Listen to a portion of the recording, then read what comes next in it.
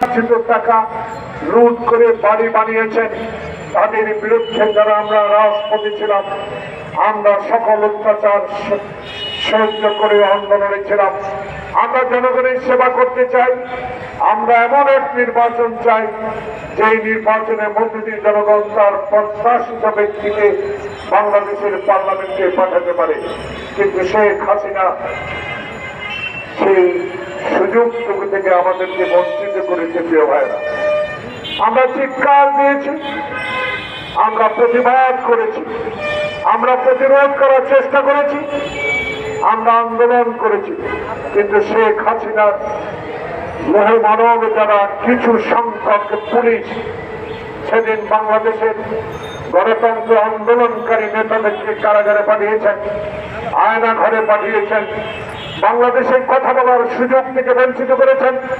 Rooney সাগরের হত্যাকারীদের বিচার করেন নাই, সাংবাদিকের সংবাদপত্রের স্বাধীনতা ক্ষুণ্ণ করেছেন, সাংবাদিক তার কথা লিখতে পারেন নাই, তার কথা প্রকাশ করতে দেন নাই।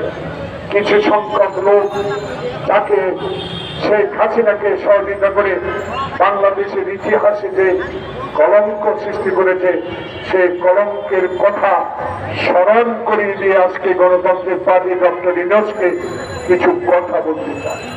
প্রিয় বন্ধুগণ, এখনো কি শুনি?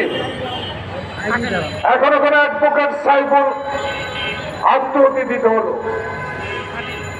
এখনো কেন শুনি টিমের সিন্ডিকেটকে গ্রেফতার করা হয় নাই?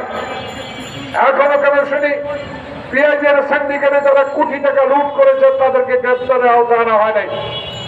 এখনো মানুষ বলতে শুনি যে মেহেদী, রুমি, হারুনেরা বাংলাদেশের জাতীয়তাবাদী শক্তিকে তছনছ করে দেওয়ার জন্য তার বিএনপির অফিসকে তছনছ করে দিয়ে নিজেরা বোমা বহন করে আমাদেরকে মামলা দায়ের করে জেলে পাঠিয়েছে।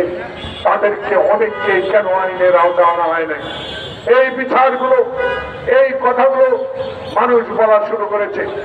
এটা তো আপনার সরকারের দুর্বলতা হওয়া উচিত নয়।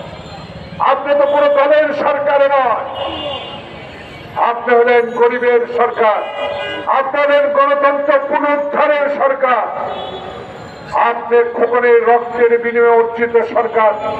আপনি কোন পক্ষের সরকার হোক, জনগণ সেটা চায় না। জনগণ আপনার কাছে চায় আপনি একটি সুষ্ঠু নির্বাচন দিয়ে দিনের ভোট দিনে করে বাংলাদেশে জনপ্রতিনিধির হাতে ক্ষমতা হস্তান্তর করে বাংলাদেশের এমন একটি দল ক্ষমতায় আসুক